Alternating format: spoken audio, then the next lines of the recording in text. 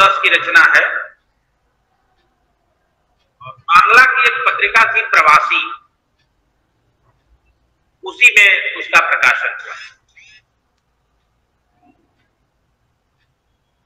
रविंद्रनाथ का समय एक व्यापक सामाजिक राजनीतिक उथल पुथल का काल है। उसमें पुनरुत्थानवादी चेतना और समाज सुधार की नवजागरणकालीन चेतना बंगाली समाज को कैसे प्रभावित और कर रही थी, कैसे प्रकाशित कर रही थी, कैसे परिवर्तित कर रही थी, कितनी बदलने के लिए तत्पर थी, उन सारी चेतनाओं का एक जगह प्रकटीकरण साहित्य के रूप में गोरा में बहुत सुंदरता से हुआ। उसमें एक तरफ बंकिम, चट्टोपाध्याय और अरविंद घोष जैसे राजनेताओं की ध्वनि है, जो हिंदू पुनरुत्थानवाद पर जोर दे रहे थे, या जिनके माध्यम से हिंदू पुनरुत्थानवाद की एक नई राजनीतिक चेतना कायम हो रही थी। जबकि दूसरी ओर राजा राम मोहन राय की भी ध्वनि है, जिनके माध्यम से पश्चिम की तार्किकता और वैज्ञानिक चेतना हिंदू समाज की जो पारंपरिक मान्यताएं थी उनको प्रश्नांकित कर रहे। पुनरुत्थानवाद और समाज सुधार, ये दोनों धाराओं की अंतरक्रिया आपको गोरा में दिखाई पड़ेगी।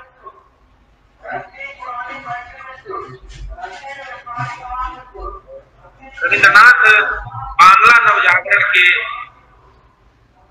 महत्वपूर्ण लोगों में से हैं।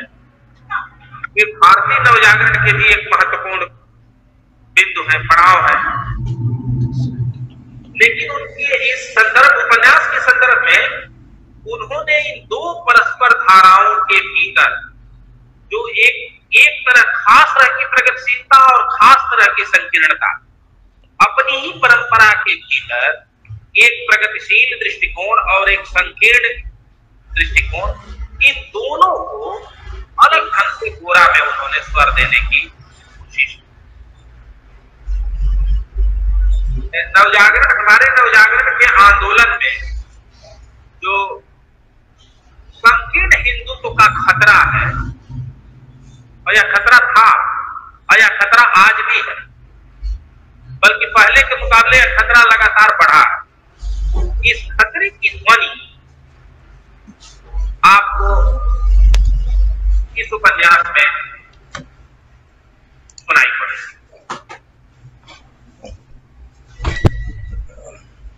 मेरे ख्याल से गोरा का प्रकाशन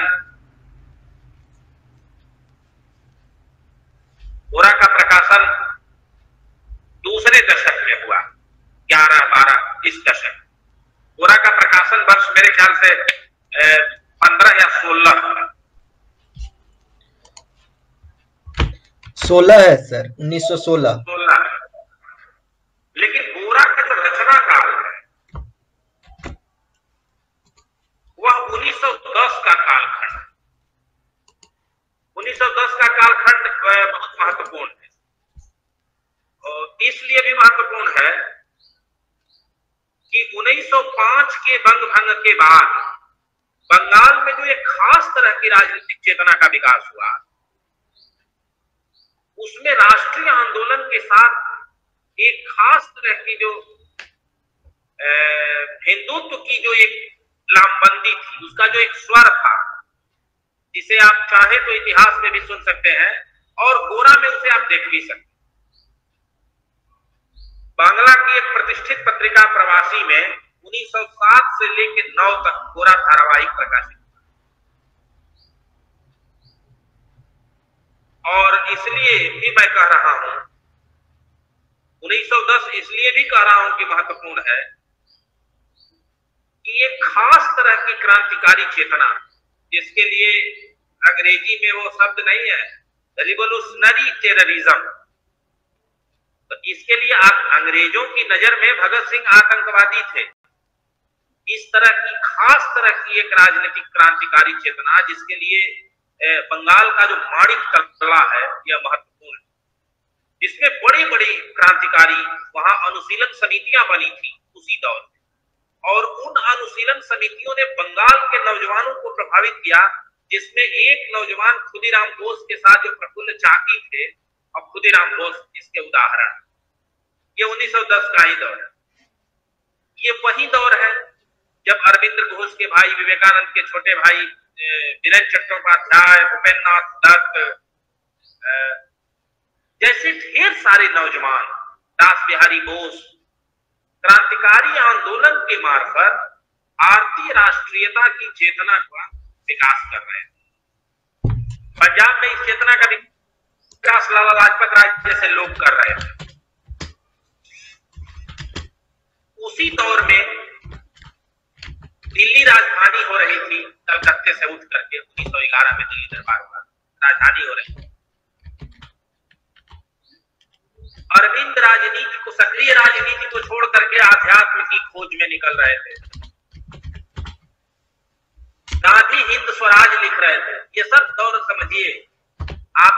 अब एक उदारवाद और संकीर्ण चेतना, उदारवादी चेतना और संकीर्ण चेतना का जो संक्रमण काल है भारतीय सामाजिक विकास के क्रम में, भारतीय नवजागरण के विकास के क्रम में, इन सबको आप देख सकते हैं। 1909 में हिंद स्वराज का गांधी लिख रहे हैं।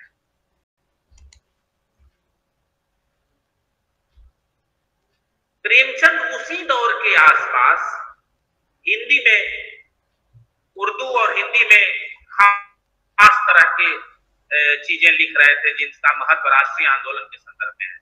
मेरे ख्याल से सोजे वतन पर जो बैन लगा यह 1909 और इसी के आसपास का दौर है।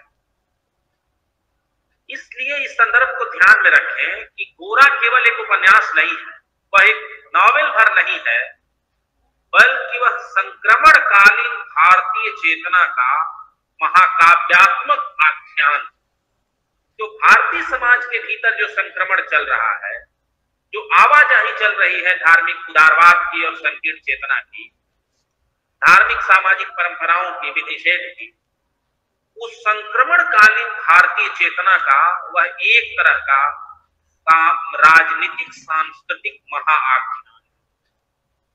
आयरिश माता पिता की एक संतान, जिसका जन्म 1857 के विद्रोह के दौरान ही होता है, वह शिक्षा दीक्षा पा करके वह नौजवान जिसका नाम गौरमोहन है, जिसे गोरा के रूप में हम आप जानते हैं, जिसके नाम पर उपन्यास का नाम है, वह लगभग उस दौर में, जिस दौर की संक्रमणकालीन चेतना का उपन्यास कहता है, उस दौर में उसकी उम्र 22-24 साल 25 साल रही। इस परिप्रेक्ष्य में को रखकर, ध्यान में रखकर, भारतीय नवजागरण, भारतीय सामाजिक चेतना, भारतीय चेतना का विकास क्रम, भारतीय ज्ञान मनीषा के विकास क्रम को ध्यान में रखकर रविंद्रनाथ ने गोरा के माध्यम से आइडिया ऑफ इंडिया की जो संकल्पना है, जो भारत क्या है, यह भारत, जिस भारत को खोजने के लिए, या जिस भारत ने हमको आपको आकार दिया है, या जिस भारत को खोजने के लिए जवाहरलाल नेहरू ने डिस्कवरी ऑफ इंडिया लिखी, उस भारत को आकार लेने की कहानी रविंद्रनाथ ने गोरा के माध्यम से लिखी।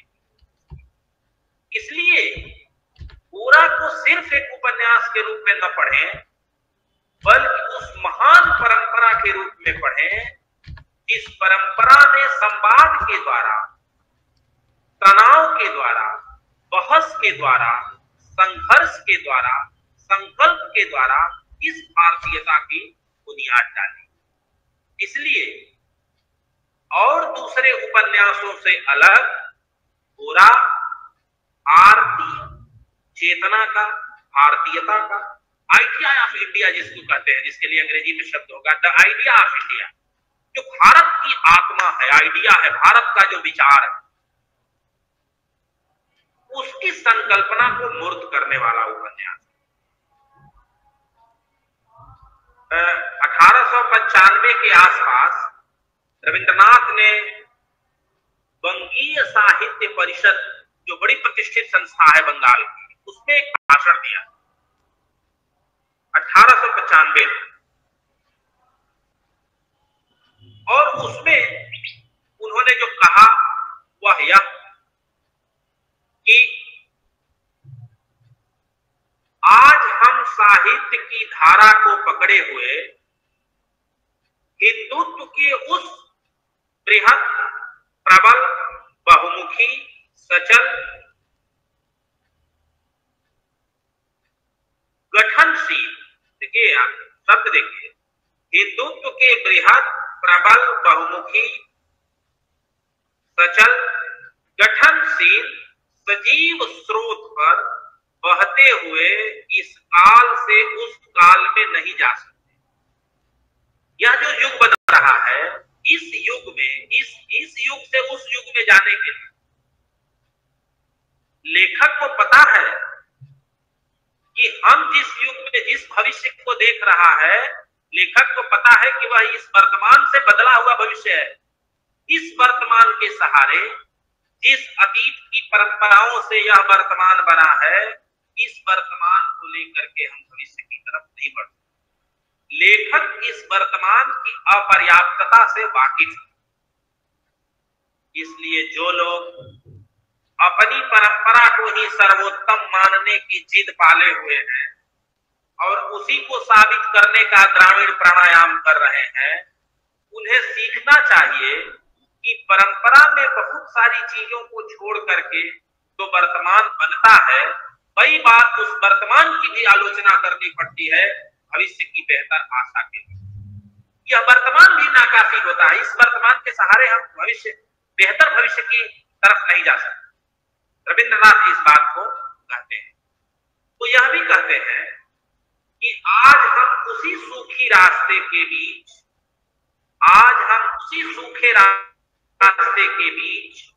अपनी अभिरुचि और आवश्यकता के अनुसार तालाब खोदकर उसी को हिंदुत्व कहकर पुकारते हैं। देखिए, आज के भी हिंदुत्व की यह इतनी प्रखर और सटीक आलोचना है। हम जिस हिंदुत्व की बात करते हैं, हम यह नहीं देखते कि क्या वास्तव में यह संपूर्ण हिंदुत्व की चेतना को अभिव्यक्त करने की सामर्थ्य रखता है कि नहीं।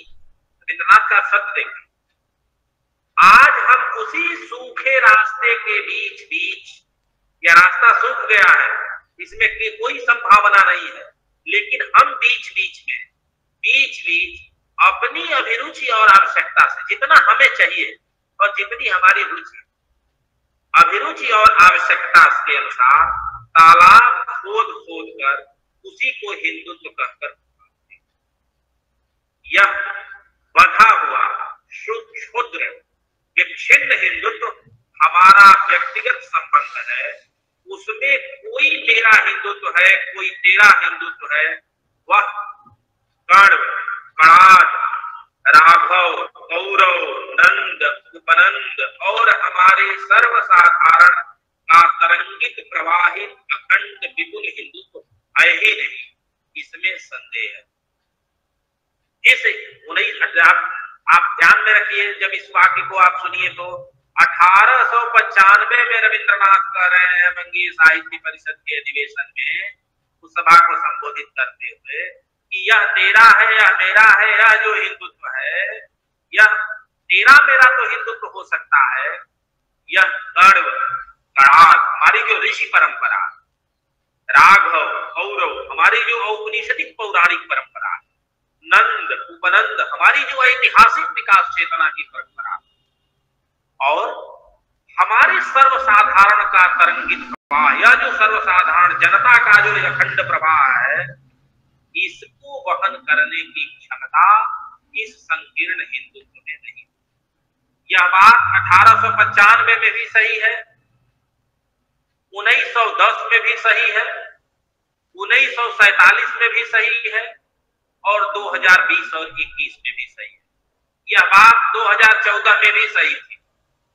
यह जो हिंदुत्व, यह कोई आज इस हिंदुत्व की की आलोचना करना आज के हिंदुत्व की ही आलोचना करना नहीं है, बल्कि जो हिंदुत्व की यह बहस है, संकीर्णता बनाम उदारवाद की, हिंदुत्व बनाम हिंदुत्व की जो यह बहस है, यह भारतीय नवजागरण की बहुत पुरानी बहस है।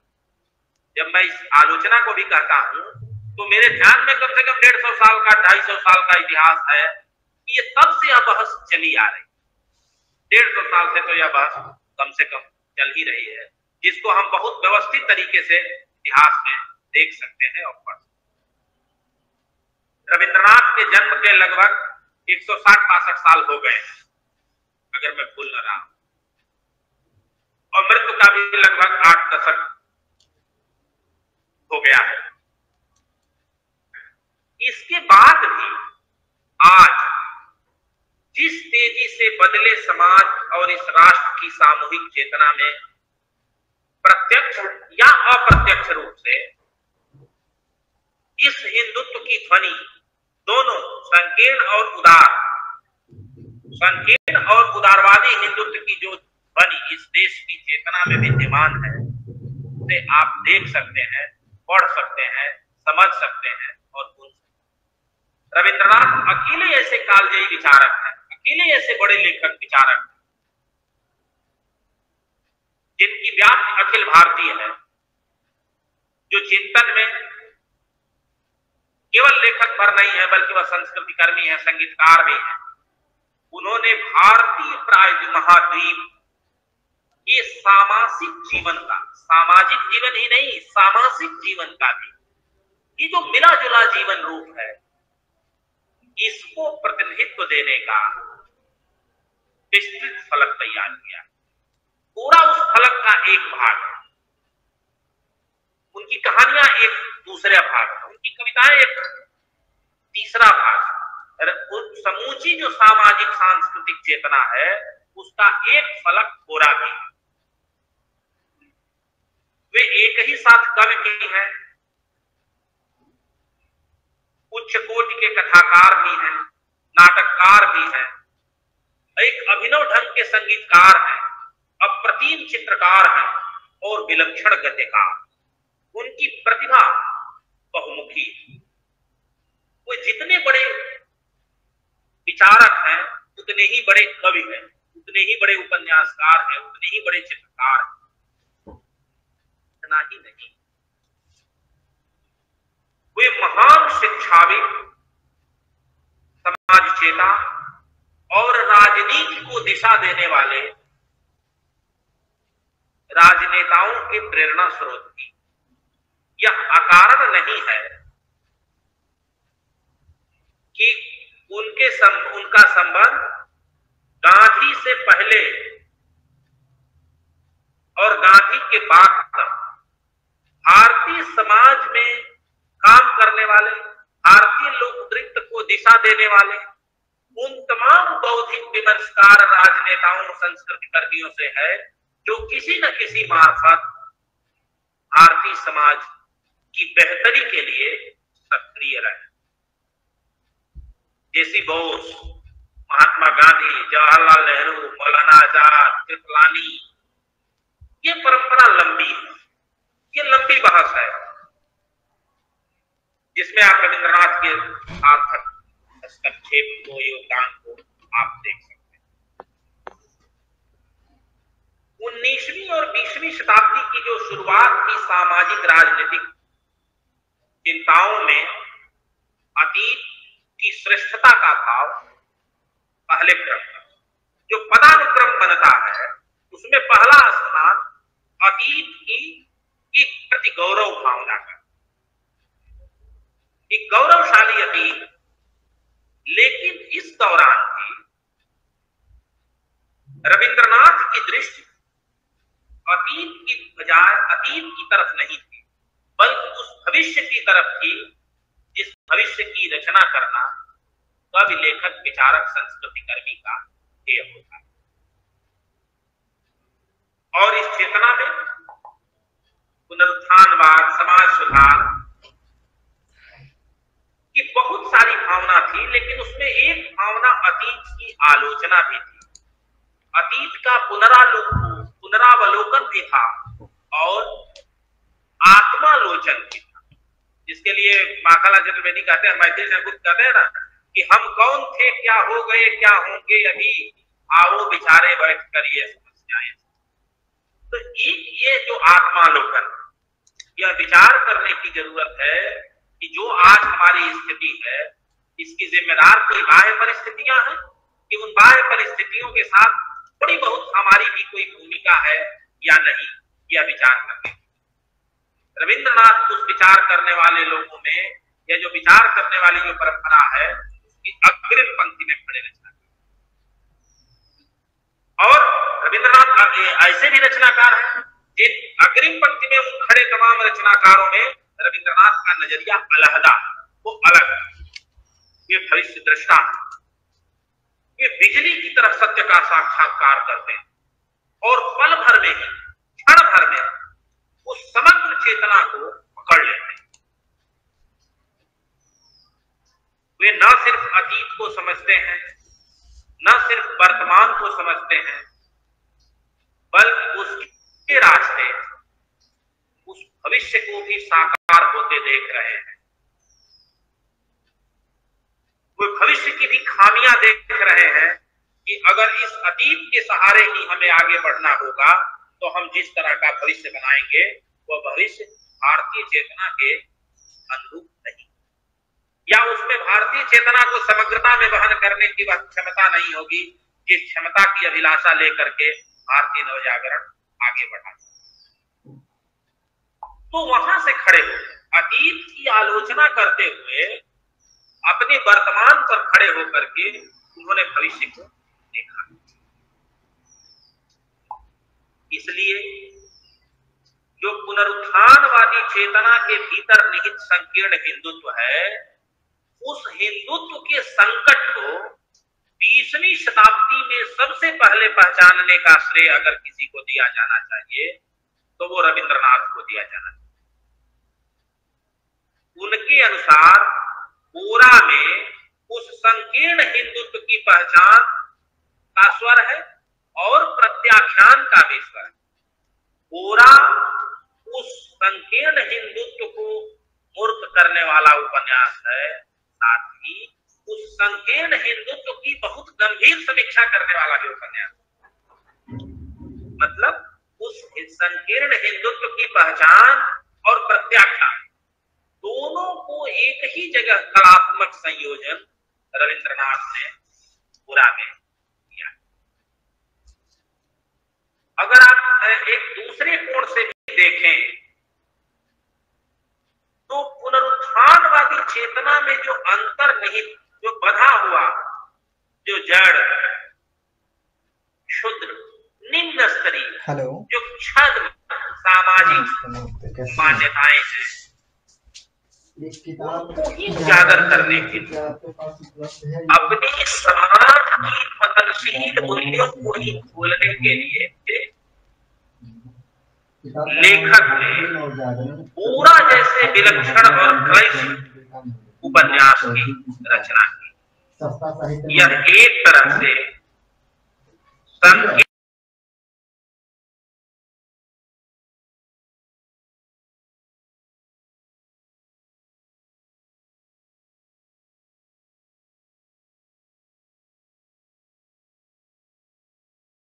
परंपरा का बहुत साहसी ढंग से और बहुत ओजस्वी ढंग से कड़े शब्दों में यह मुकम्मल,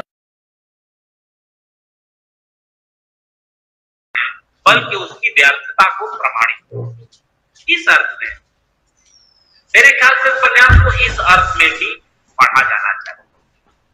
पूरा एक ऐसे कट्टर और रूढ़िवादी हिंदू युवक की कथा है जो अंततः इस पहचान से अलग, इस पहचान से अनजान एक सामान्य मानवीय अस्तित्व को जी रहा। हिंदू धर्म, जात और कर्मकांड में दुराग्रह की हद तक आस्था रखने वाला युवक पूरा जब यह जानता है कि वह हिंदू की जगह एक आयरिश माता पिता की संतान है, तो एक ही झटके के साथ उसकी धर्म, जात की जो श्रेष्ठता बोध की परंपरा है, श्रेष्ठता बोध की जो उसकी अवधारणा है, वह धाराशायी हो जाती और वह जाति, रंग, धर्म से विलग एक सामान्य मनुष्य के रूप में वह हमारे सामने उपस्थित होता है।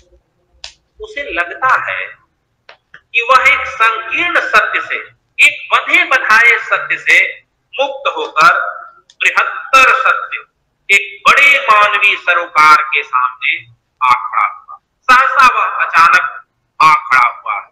उसे यह भी लगता है कि वह अब सबका है और सब उसके। गोरा की यह अतिनाटकीयता सहज नहीं है, पर यह सत्य को उद्घाटित करती है। कौन से सत्य की?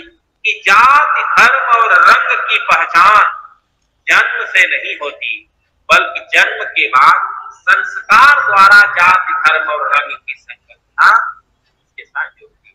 क्योंकि जब इसका जन्मना कोई संबंध नहीं है, लिहाजा यह चेतना निरर्थक है, इसका कोई मतलब नहीं। उपन्यास के आरंभ में ही आनंदमयी कहती है कि दुनिया में जात लेकर कोई नहीं जन्मता, और अंत में पूरा हर तरह की संकीर्णताओं से मुक्त होकर बहुत बड़े सत्य की गोद में जा गिरता है। अंत में किसी भी तरह की संकीर्णता, संकीर्ण छाया उपन्यास पर नहीं रह जाती। रविंद्रनाथ के चिंतन से पूर्व यह जो पश्चिम और पूरब का जो द्वंद्व है, वह बहुत घना है। और यह द्वंद्व आपको राजा राम मोहन राय में भी दिखे और तमो वैश्य बंकिम के यहां भी दिखे। पश्चिम और पूरब के द्वंद्व को एक तरह से उसका समाहार करते हुए रविंद्रनाथ एक ऐसी विश्व दृष्टि की कल्पना करते हैं, एक ऐसी विश्व दृष्टि की बात करते हैं जो एक ही साथ भारतीय भी हो और एक ही साथ सार्वभौमिक भी। इसलिए भारतीय होना विश्व मानवता के लिए कोई संकट नहीं है। ऐसा नहीं है कि जो विश्व मानवता की बात करता है वह भारतीय नहीं। कई बार इसलिए रविंद्रनाथ के यहाँ जो राष्ट्रवाद वाली बहस है, उस राष्ट्रवाद वाली बहस में कहीं भी संकीर्णता आपको नजर नहीं आए, बल्कि कई बार तो अब तो यह भी लगता है कि उस राष्ट्रवाद पर बात की जानी चाहिए जिसकी पहल रविंद्रनाथ ने शुरू की थी, जिस पर भाषण उन्होंने भारत से बाहर दिया। भारत से बाहर उन्होंने उस राष्ट्रवाद पर बहस शुरू की, जो उनके भाषण है। भारत में जब उपन्यास का उदय हुआ, सर एक बहस सर राष्ट्रवाद बनाम भारतीयता के बीच में ऊपर भी होती है, गोरा उपन्यास। हाँ, इसे भी आप कह सकते हैं। या जो गोरा के माध्यम से जो यह राष्ट्रवाद, जो राष्ट्रीय हिंदुत्व की जो बहस है, या जो हिंदुत्व की जो आंतरिक आवाज है, संवाद धर्मिता है, या भारतीय राष्ट्रवाद की भी संवाद धर्मिता, एक दूसरे कोण से अगर आप देखें, भारत में जो उपन्यास विधा का आगमन से पहले ही अंग्रेजी और दुनिया की अन्य भाषाओं में भी उपन्यास का विकास हो चुका था या हो रहा। यूरोपीय उपन्यास की जो अंतर्वस्तु शैली और शिल्प अपने श्रेष्ठता बोध के शिखर तक जा पहुंचा। भारत में फिर उपन्यास का प्रारंभ रविंद्रनाथ के पहले हो चुका था। बंकिम चंद्र चटर्जी, उदय मुखर्जी और प्यारीजान मित्र बांग्ला के प्रारंभिक उपन्यासकार कथाकारों के रूप में प्रसिद्ध थे, जिन्होंने बांग्ला गद्य को रोचकता और सरसता प्रदान की। प्यारीजान मित्र की प्रतिनिधि रचना आला लेल धरे, काली प्रसन्न सिंह की चर्चित रचना उतोम पेंचार नक्शा ने बांग्ला के बड़े पाठक वर्ग को तैयार किया था, एक बड़ा पाठक समुदाय, वैसे ही जैसे हिंदी में आपके यहाँ चंद्रकांता संतति ने बड़े पाठक समुदाय को तैयार किया। बाद के वर्षों में बंकिम ने दुर्गेश नंदिनी, कपाल कुंडला, मृणालिनी, आनंदमठ के माध्यम से बांग्ला में उपन्यास लेखन की परंपरा को मजबूती दी, व्यवस्थित किया। और बंकिम और शरदचंद्र की ही परंपरा में रविंद्रनाथ का भी आगमन बांग्ला गद्य के लिए।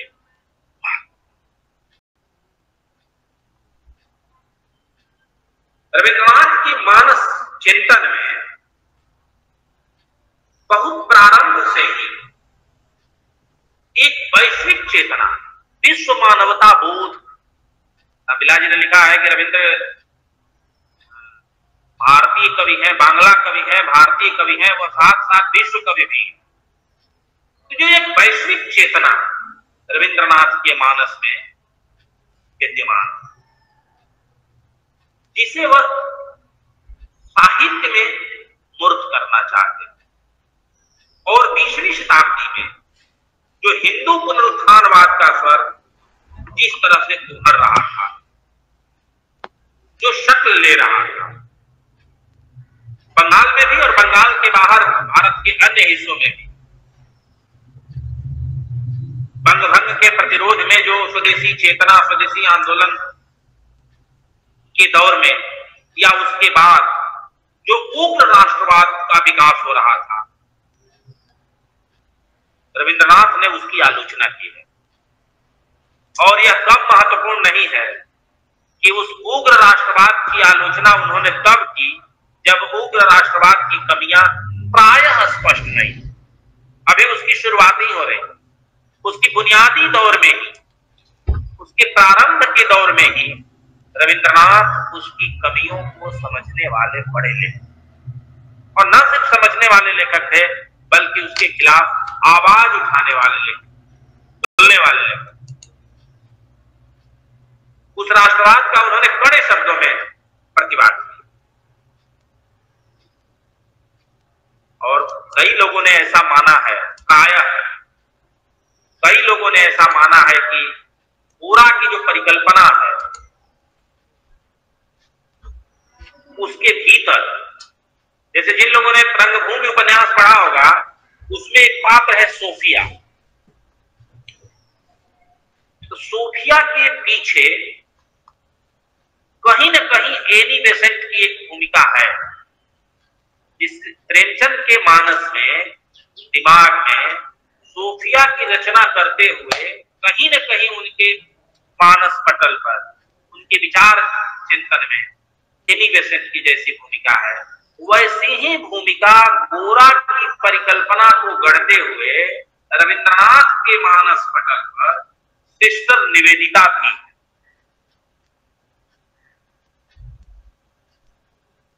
सिस्टर निवेदिता जो विवेकानंद के शिष्य बन करके भारत आए। सर, कहीं कहीं गोरा को विवेकानंद और सिस्टर निवेदिता का मिश्रण कहा जाता है। नहीं, मिश्रण कहना ज्यादा ठीक नहीं होगा, क्योंकि विवेकानंद के यहाँ जो आवाज है वह अपनी परंपरा के भीतर से निकली हुई आवाज है, और सिस्टर निवेदिता का जो स्वर है वो एक परंपरा से निकलकर दूसरी परंपरा के ग्रहण करने के बाद जो चीजें बनी है, जो विलयन तैयार हुआ है, अपनी परंपरा से अलग एक दूसरी परंपरा को आत्मसात करने के बाद जो पहचान बनी, उस ध्वनि को सिस्टर निवेदिता के माध्यम से आप देख सकते। सर, संस्कार उपन्यास में जो प्राणेशाचार्य थे, थोड़ी जानकारी सर सिस्टर निवेदिता के संबंध में मिली। सर, जो संस्कार उपन्यास में प्राणेशाचार्य की समस्या है, गोरा की समस्या को भी नागवर सिंह वही समस्या बताते हैं। नहीं, गोरा की समस्या और प्राणेशाचार्य की समस्या में अंतर है। गोरा सर उपन्यास नहीं, गोरा जो चरित्र है। हाँ, नहीं, गोरा के चरित्र में और प्राणेशाचार्य के भी चरित्र में अंतर है। गणेशाचार्य जो कुछ भी कर रहे हैं या हो रहा है उसके पीछे उनकी अपनी जमीन है। जी सर। उसमें किसी तरह की मिथ्या चेतना नहीं है। उनकी मान्यता गलत हो सकती है, उसकी परंपरा गलत हो सकती है, उसका दृष्टिकोण गलत हो सकता है, उसका भावबोध और परिवेश गलत हो सकता है। पूरा का जो समूचा व्यक्तित्व है वो एक खास तरह की मिथ्या चेतना, आभासी चेतना से वह बना हुआ है जो वह है ही नहीं। सर प्रणेशाचार्य भी तो एक तरह से सर वो मिथ्या चेतना में ही है। वो धर्म के नाम पे हो, चाहे एक तरह की श्रेष्ठता बोध हो उनमें, वो चेतना में नहीं है। उन्होंने जानबूझ के उस श्रेष्ठ चेतना को स्वीकार किया और इतना जान सजग है कि उन्होंने अपनी पत्नी की सेवा भी जो की है वो इस नाते सेवा नहीं की है कि पत्नी की सेवा करनी चाहिए, उन्होंने इसलिए की है बल्कि उसका भी गहरा संबंध लोक परलोक और सामाजिक परंपरा में अपनी श्रेष्ठता स्थापित करने का। कि देखिए इन्होंने एक उस तरह का ये सब भाव, जब हम लोग संस्कार पढ़ेंगे तो उस पर ज्यादा बढ़िया से बात कर सकते। सर यहाँ सिस्टर निवेदिता की बात हो जाए तो बेहतर है सर। उनका नाम मिस मार्गरेट नोबेल था। हाँ, मार्गरेट नोबेल उनका नाम है। जो वो आती है, वो विवेकानंद का शिष्य, वो यूरोप में विवेकानंद से मिलती हैं और फिर आती हैं तो वो विवेकानंद की शिष्य हो जाती हैं, फिर भारत में रहती है और फिर उन्होंने हिंदू धर्म को जो आत्मसात करती है। उस दौरान के जो उनके खत हैं वो बहुत महत्वपूर्ण है जो विवेकानंद के वाङ्मय में है। तो रविंद्रनाथ के मध्य जो परंपरागत और प्रचलित धर्म दर्शन और हिंदू मतवाद, हिंदू परंपराओं के जो वैचारिक विमर्श की जो चर्चा है, स्वाभाविक है कि इस चर्चा के दौरान रविंद्रनाथ को उस विरोधाभास का सामना करना पड़ा होगा जो प्राचीन और नवीन के बीच पार्थक्य से नहीं वैमनस्य को पैदा करता। उस परंपरा के भीतर जो प्राचीनता और नवीनता के नाम पर जितना अलगाव नहीं है, प्राय घृणा, उस घृणा का उन्होंने सामना किया होगा। सिस्टर निवेदिता नए तरह के हिंदुत्व के उभार की प्रखर प्रवक्ता, पुरोधा और स्वामी विवेकानंद की चर्चित शिष्या थी। वह स्वयं हिंदू मतवाद की उग्र प्रवक्ता भी थी। रविंद्रनाथ भारतीय पृष्ठभूमि में हिंदू धर्म के प्रति सिस्टर निवेदिता की निष्ठा और उत्साह के लिए उनकी सराहना करते हैं। लेकिन यह भी ध्यान रहे कि रविंद्रनाथ भारतीयता के संदर्भ में निवेदिता की पूर्ण, जो निवेदिता द्वारा जो व्यक्त भारतीय हिंदुत्व की जो धारणा है उसके प्रति पूर्णतः सहमत कभी नहीं रहे। उसके प्रति उनके मन में शंका, आलोचना और मतभेद की भावना शुरू से बनी रही, जो नवजागरण की संवाद धर्मी चेतना का ही एक पड़ाव है। पूरा अपने समय से इस विमर्श को गोरा खड़ा करता है, वह अपने समय से आगे का वह विमर्श,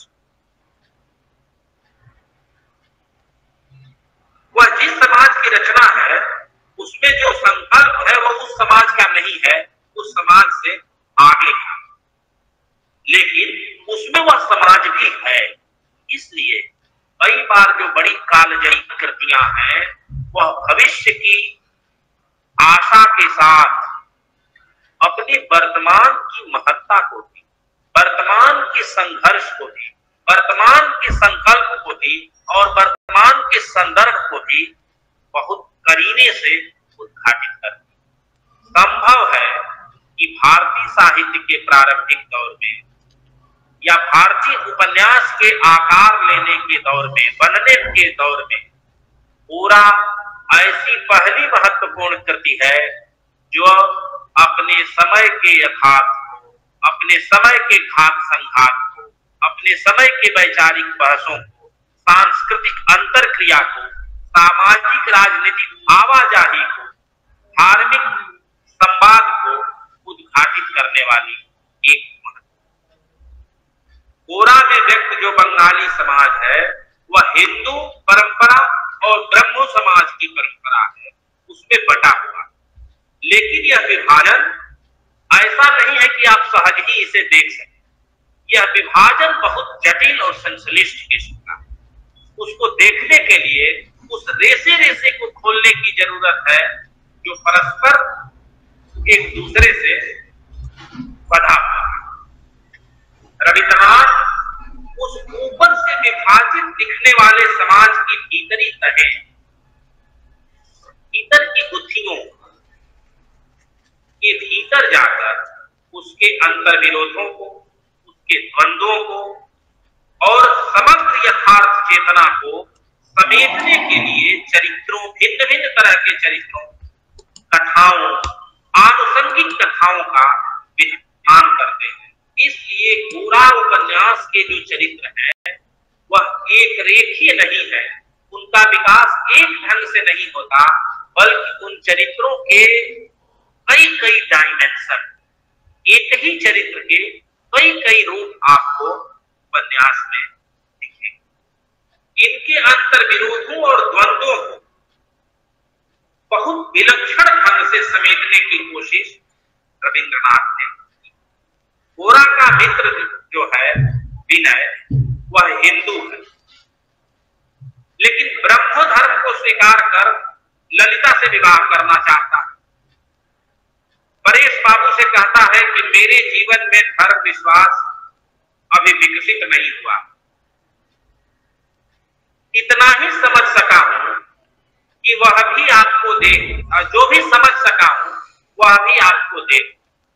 धर्म की मुझे अपने जीवन में सच्ची आवश्यकता नहीं हुई और उसमें सच्चा विश्वास नहीं उत्पन्न हुआ है, इसलिए मैं कल्पना और युक्ति कौशल से अब तक अपने समाज में प्रचलित धर्म की ही तरह तरह की सूक्ष्म व्याख्या करके केवल अपने तर्क करने की निपुणता को बढ़ाता था। मैं भी तो एक हिंदू हूं, तो कहता है कि मैं भी तो एक हिंदू हूं, इस धर्म का मर्म आज भले न समझ, कल तो समझ पाऊंगा, और अगर कभी समझ न भी पाऊं तो भी चेतना, चलना तो, ठहरना तो इसी पर। अब आप इस कथन को ध्यान में रखकर हिंदू और ब्रह्म के बीच के परस्पर के ऊपरी विभाजन को आप ध्यान में रखें और देखें इतिहास में समाज के विकास करने कि क्या हिंदू परंपरा और बंगाल में और ब्रह्म समाज की परंपरा का जो ऊपरी विभाजन है, क्या वह भीतर से इतना पारस्परिक में है? क्या उन दोनों में कोई आवाजाही नहीं है? केशव चंद्र सेन अपनी लड़की का विवाह कुछ बिहार के राजा राज परिवार में करना चाहता, क्या इसमें इसका कोई कारण नहीं है? केवल अपनी बेटी के सुखी रहने की आकांक्षा का ही भाव है या कोई और भाव है? इस पर भी विचार किया जाना चाहिए। यह बहुत ही रोचक बात है कि जहां हिंदुओं के भिन्न भिन्न पंथ, शैव, वैष्णव, शाक्त, भिन्न भिन्न परंपराएं, यक्ष, गंधर्व वगैरह वगैरह, सैकड़ों उपपंथ परस्पर सहज ही अपनी भूमि पर जब पले बढ़े हैं, तरह तरह की कथाएं, रामायण, महाभारत, गीता आज जो भी धर्म की कथाएं कहती हैं, धर्मशास्त्रों में बाइबिल की ही उनका एकमात्र सहारा नहीं है। ब्रह्मो समाजियों के लिए बहुत सारे लोग ऐसे हैं जिनके लिए एकमात्र सहारा बाइबिल ही नहीं। रविन्द्रनाथ इसके लिए ब्रह्मों के साथ जो सांप्रदायिक उत्साह है, इस विशेषण का प्रयोग, सांप्रदायिक उत्साह, हिंदू माइथोलॉजी की निंदा करना, बाइबिल की श्रेष्ठता को बताना, यह जो सांप्रदायिक उत्साह है रविन्द्रनाथ इस उपन्यास में। अब एक दूसरे कोण से देखें तो यहाँ जो प्रश्न यह है कि प्रश्न इसका नहीं है कि क्रिश्चियनिटी के प्रति आपकी निष्ठा, जीसस के प्रति आपकी निष्ठा कैसी है, कितनी है और कितनी नहीं, और उसका स्रोत क्या है, आधार क्या है।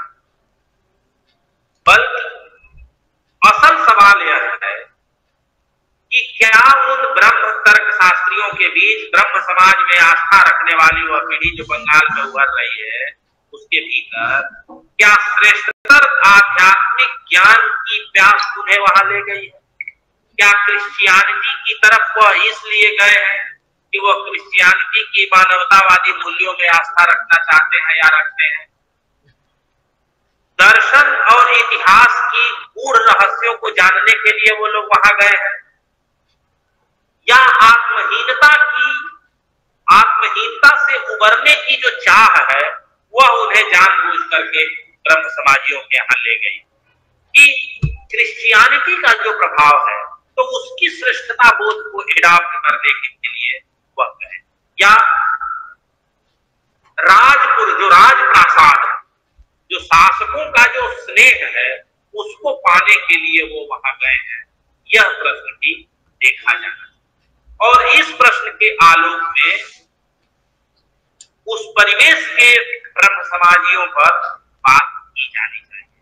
बिना इस संदर्भ को जाने केवल उसके धार्मिक मत मतांतर में उलझे रहना एक बड़े पक्ष को उछल कर देना। इसलिए रविंद्रनाथ यह भी साबित करना चाहते हैं कि ब्रह्म समाज का जो निर्माण है उसके पीछे बुनियादी तौर पर किसी दार्शनिक आध्यात्मिक चेतना की अभिलाषा नहीं है, बल्कि एक अपनी हीनता ग्रंथि को संतुष्ट करने के लिए, एक टेक देने के लिए एक जगह है जिस आधार पर खड़े होने पर झूठा गौरव बोध आप में बन जाता है कि हम भी उसी परंपरा से जुड़े हुए हैं जो क्रिश्चियनिटी की परंपरा है, जो शासक सत्ता।